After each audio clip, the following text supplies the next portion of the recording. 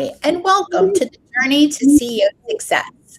I'm your co host, Melissa Saunders, and I'm joined by Patrick Thean. He's an award winning serial entrepreneur, renowned CEO coach, and a USA Today and Wall Street Journal best-selling author. Patrick's latest book, The Journey to CEO Success, is a #1 Amazon bestseller and the inspiration behind this podcast. Patrick, it's great to have you here. Hi, Melissa. It's good to be here today. Today, our guest is Chris Yonker. He's the founder and CEO for the Center of Conscious Living and Fulfillment. Chris works with family businesses to create harmony and stability across generations. His proven Governance 2.0 framework, refined over the last 15 years, blends governance, strategy, well-being, and inner development to ensure business and relationships thrive. Sounds interesting, Chris. Can't wait to hear more about that. Welcome to our show. Thank you. Thanks for having me. Yes, Chris, welcome to our show. Let's start actually by taking the first couple of minutes and share with us about your business. What do you actually do at your company, and how do you help folks? We work at the intersection of the relationship and the business. And every family system is different. There really isn't any. And you focus mainly on family businesses, right? Correct. Family yeah. business. So we work 90% of the work that we do are with family businesses, and as we get into the story, we can talk about why that is or how that occurred.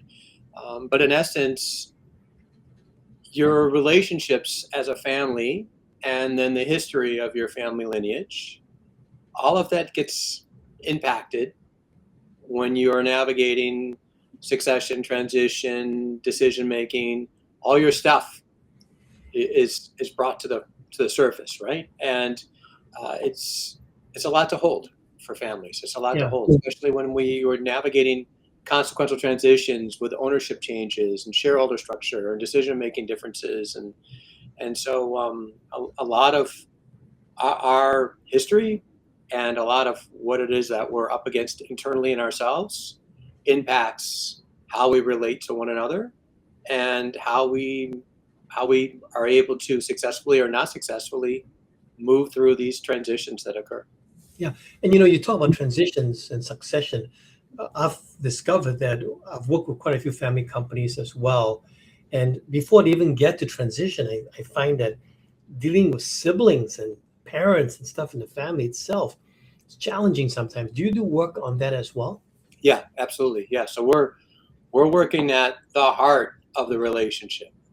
My ability to relate to myself, and then my ability to relate to each family member, and also the stakeholders. Exactly, it depends. The stakeholder could be the board. It depends on the infrastructure.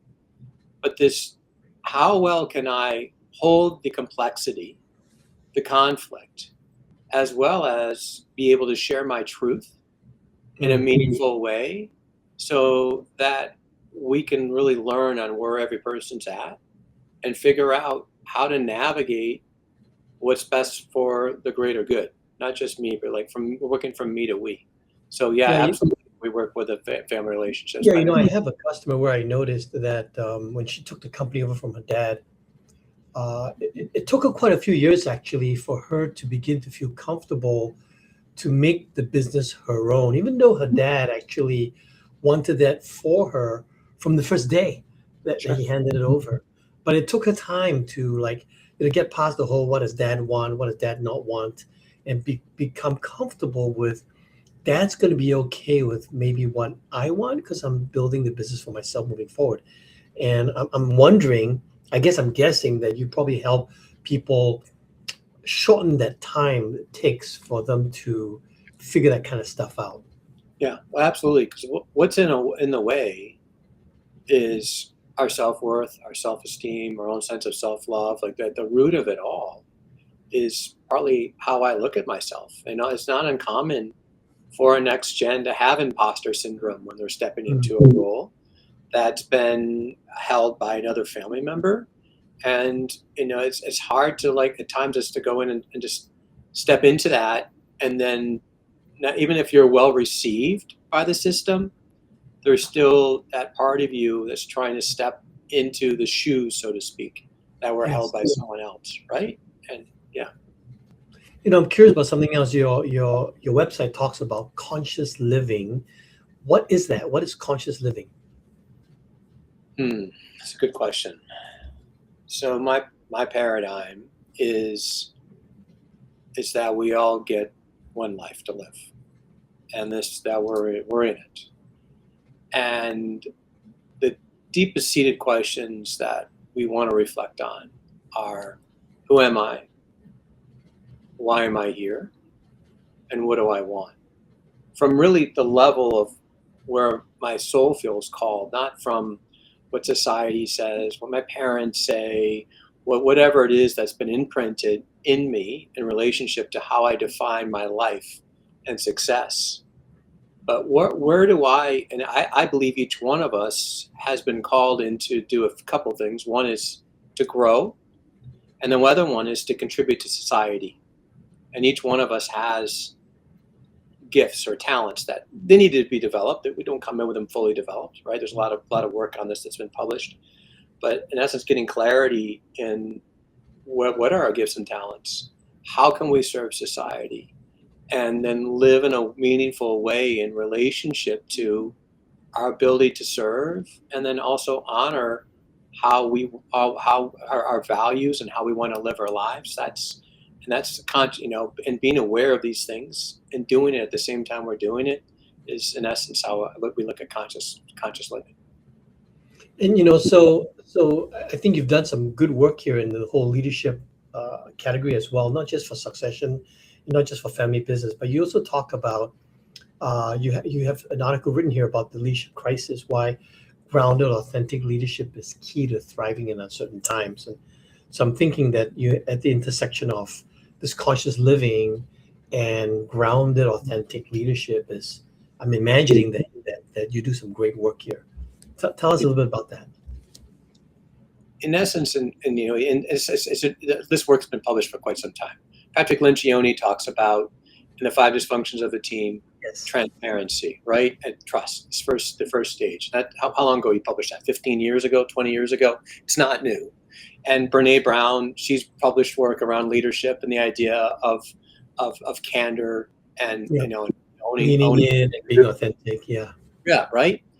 So like, what's that mean? Well, it's having the compassion for an individual that I'm relating to, but then also in order for me to feel safe enough in my system to share my truth and what I'm experiencing. And I find often that some of these models that talk about doing this aren't dealing with a level of the nervous system. But the fact of the matter is, I can't feel safe with you, Patrick, if I'm unregulated. If my parasympathetic nervous system is operating and triggered at a high level, I can't relate to you, because how am I going to feel how Patrick feels when I can't feel how I feel right now, because I'm in my head and I'm numb because I'm overwhelmed.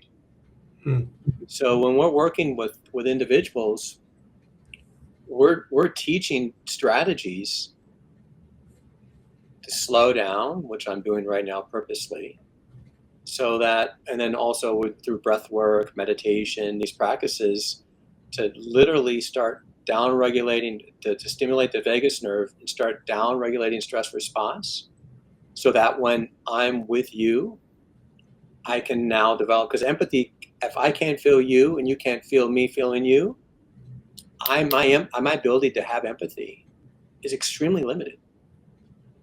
And so that's the deeper work that we believe is required in order to be transparent, or to have candor, or to have transparency.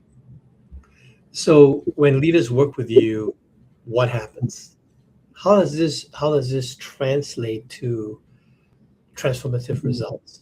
Yeah, well, I think one of the first steps is, and not every family system and every leadership team, you're going to have a range of how many people are willing to do the work. If we said everyone at a 10 out of 10 is fully committed to their own development, their own transformation, that's a rare team and a rare family system, right? But it only takes a few individuals to be catalysts Because once one person changes in a constellation, energetically, the rest of the constellation has to shift. Because what kept patterns alive, things that were happening over time alive, they have to move when we move internally. So the first order of business that we're doing with individuals is really getting the first step on any type of change is self-awareness. I can't change what I don't notice. So part of our job is to get our clients to become more aware of what they're experiencing in their body, more aware of what's happening in the people that we're leading and connecting with. What's happening with, if we're having a conversation, am I truly able to plug into how Patrick's feeling in this conversation? Or am I just drawing assumptions, right? What patterns do I have in my life and in these relationships? So these are, and by doing some of this, and some of our clients end up working with therapists on our team also, quite frankly, because I from my own story, we get into that if we have time. I had a lot of trauma from my past, and it was really necessary for me to work with a therapist in order to help heal and restore things from my past that I'm still trying to accommodate for as an adult.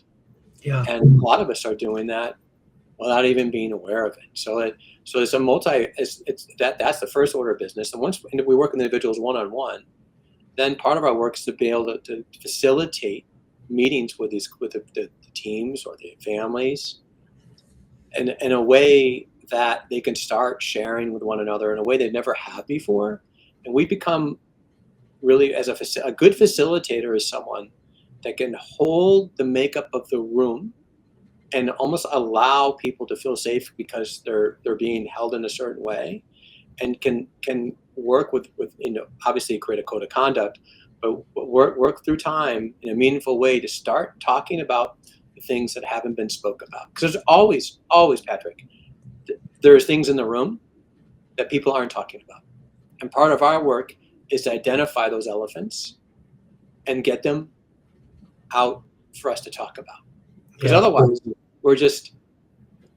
we're avoiding them, we're working around them, but we're not dealing with really where the challenge is. And that, once we start working on that, it's like we slow down so that we can speed up. Because once we start having real conversations in an insightful, conscious way, we're now also able to access innovation. And because innovation can't come into a system that's frozen in trauma or has repetitive patterns. You think about where downloads come from, where do insights come from? It comes from a system that is open and has space. And when there's multi-conflicts going on in the family system or in a business system, it's hard for innovation to come in. So what we're doing is really unlocking and creating an ecosystem for folks to restore relationships, and then from there, open the capacity for change. That's awesome. Hey, I want to switch gears now to talk about your journey, because in this podcast, right, it's about helping our CEO clients develop a more joyful and successful life. So the journey is so important. I think you're a really lucky guy, because as I talk to you, I can tell, or rather my guess is that you love your work and you've actually found your place at the intersection of passion, what you care about deeply, your purpose, your skill, like what you're good at doing, and then you enjoy your work as well. I think it's hard to find that spot. So I'm really interested to hear your story, your journey of how you got to this place. So first, am I right? Do you actually at that place where you totally spot on. You love your work and you're good at it? So how did you find that journey to get there? Yeah, it found me. I didn't find it. I think it's part of it, and I think for a lot of folks that if you've interviewed a lot of people, you know as well as I do that success and designing a life to be had, right? Building a life by choice, not by chance, is how I look at it, right? Yes. And if we're going to build a life by choice, not by chance, or from from a way that's intentional, we have to also realize that it's not going to be mapped out from the beginning, and it's not going to all come into place at the get-go, and also it's not going to be straight linear shot. That's just not how life works. So my story is grew up in a dual alcoholic home. I was an only child. It was a highly explosive, volatile environment. There was a lot of mental and emotional abuse, a little bit of physical abuse. I was sexually molested by my male babysitter when I was very young. I was scared to tell anyone about it because I didn't feel safe to even bring it up. And there was constant other themes of neglect in my childhood. In school, by the time I'm in 6th grade, 7th grade, 8th grade, I'm getting bullied. And so now I'm not feeling safe at home. I'm not feeling safe at school. And so my ability not only to regulate myself, but also to even really trust life was kind of non-existent. And the thing that my saving grace, Patrick, was I had a drive to learn, and I would study books. My library was my friend, and I would look for books on the challenges I was having and just read about them so that I could try to figure out. I felt that and my connection to something beyond myself were the two things that really kept me moving forward. And that led to, I had this calling to study martial arts. I pursued a couple different systems through my youth. And then finally in my teens, I landed on a martial arts system that I felt fit well for me, that I've still stuck with today. I've been studying since 1986. I'm an instructor tonight, actually. I teach a class. So What is that? What is that martial called, arts? it's called Sanshin-ryu karate. It's an Okinawan-based system of karate that was founded in the United States. It's a blend of several different styles that our chief grandmaster had studied, and I studied directly with the person who founded the style. So that really created a new experience that I was able to accomplish something, because I've been kind of programmed to believe that I wasn't special or that I couldn't really accomplish anything. And now I was seeing new evidence that I was. And then by the time I was in college, I was instructing classes. So now I have adults that I'm at 20 people in a class, and they're listening to me, and I'm helping them, and I'm having impact. And it starts changing my belief system about who I was and what I could do. And that really helped me. And then I got hired. My first job out of school was working at 3M. I worked at 3M for over 25 years. And while I was at 3M, I was to continue my own personal development journey, working with a coach. And I studied NLP with Tony Robbins' original mentor and became a practitioner. I studied organizational health. I studied strategic planning, all these other pieces. And I would use 3M as kind of my laboratory where I apply these principles.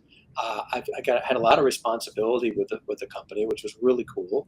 And then I had a lot of autonomy too. And that autonomy allowed me to start doing executive coaching and working with firms until someone referred me to a family system. And then that was extremely meaningful to me, because my family, being able to restore the health of other families, became kind of a bit of a calling to something that I came out of a broken home.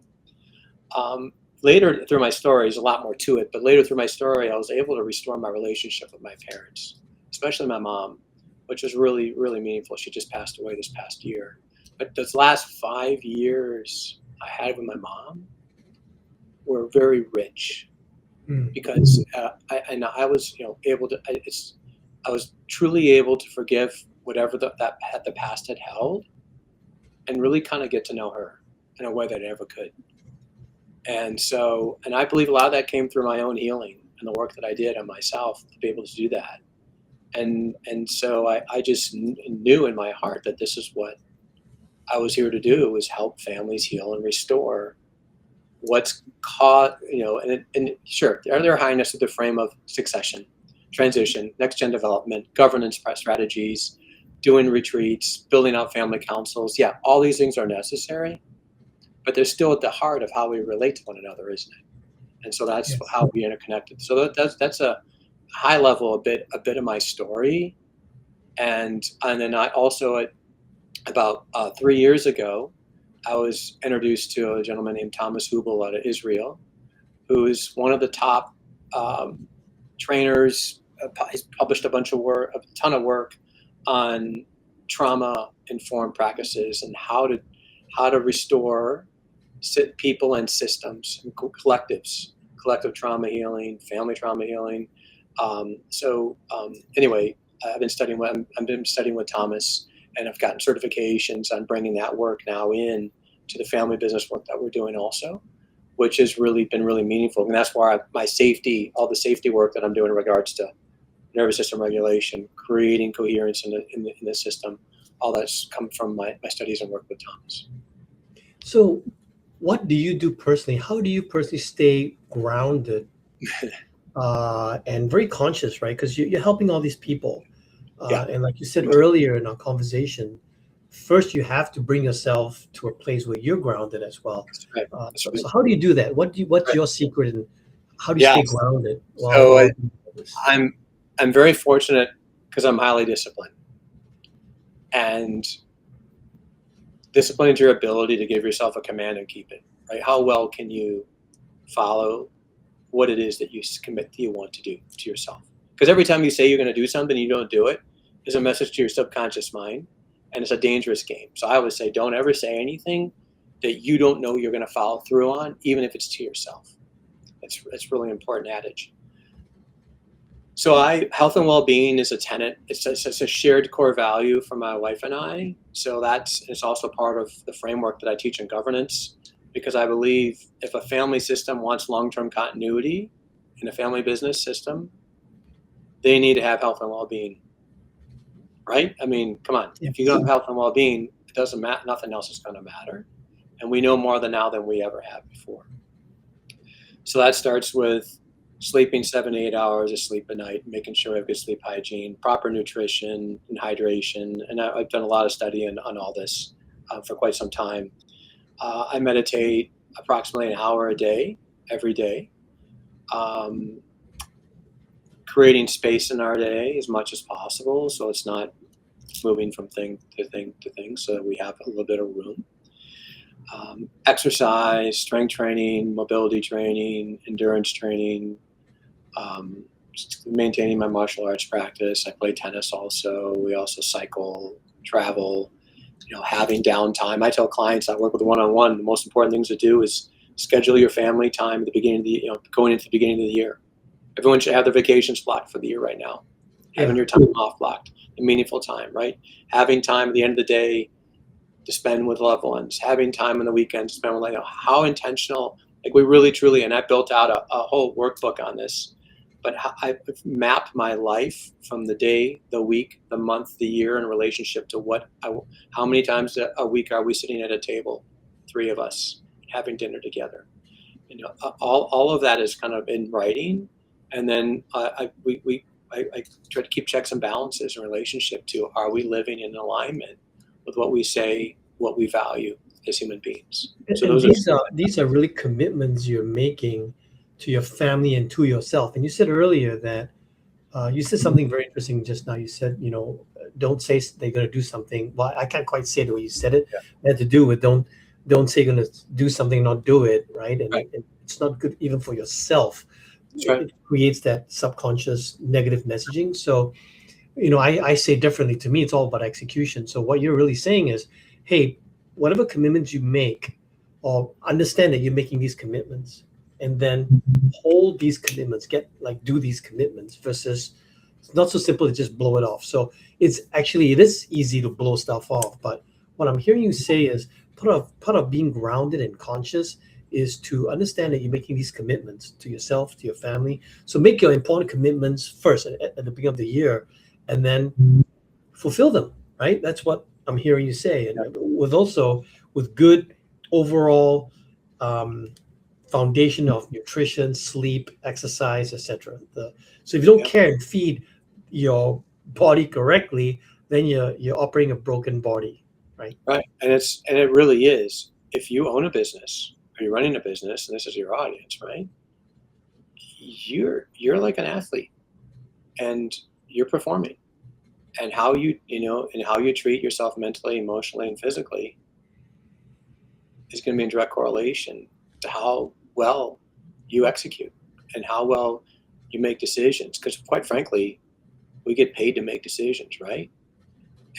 But where are we making those decisions from?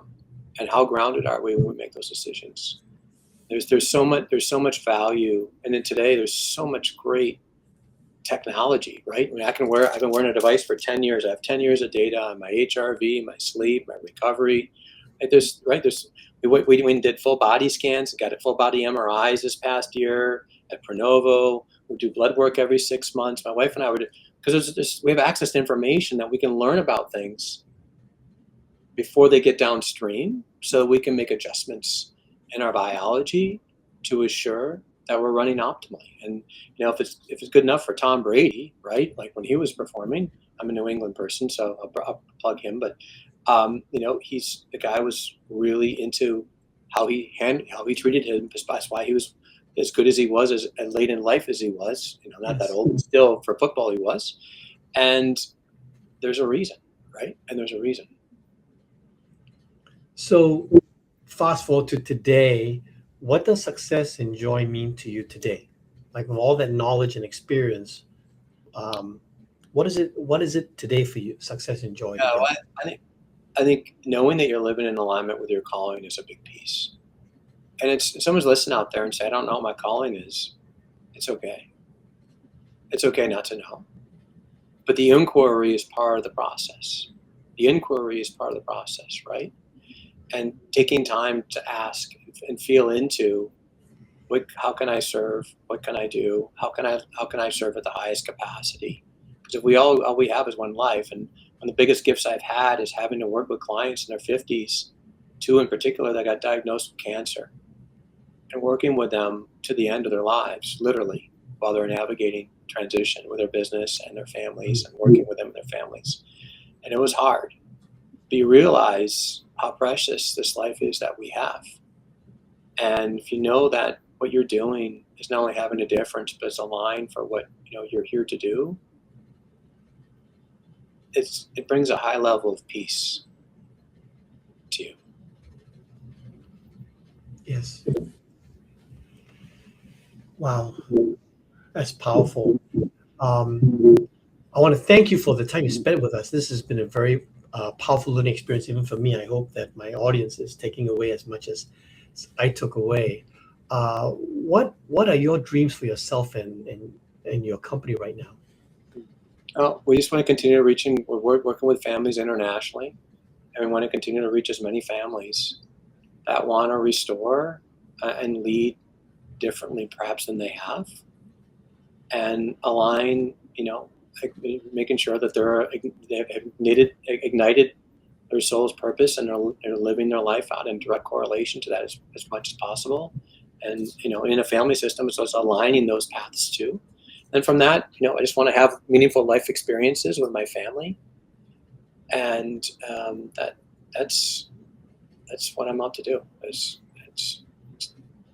it seems like you're really trying hard to help families restore, right? Because it's amazing how many families I know that to some degree have a lot of brokenness because they're working together in a company.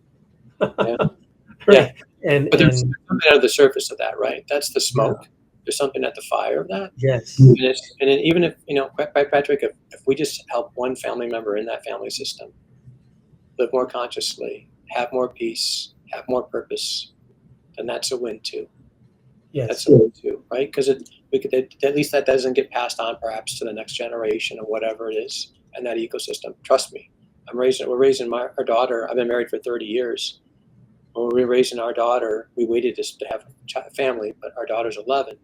She's raised a lot differently than we were raised, very intentionally. And I'm glad we waited.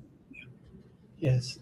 So I've come to my last question. This is my final question that I ask every guest that comes on the podcast, which is, what advice, as you know, our podcast is targeting CEOs for a joyful and successful life. So my final question is, what advice can you leave our audience for them to have a more joyful and successful life?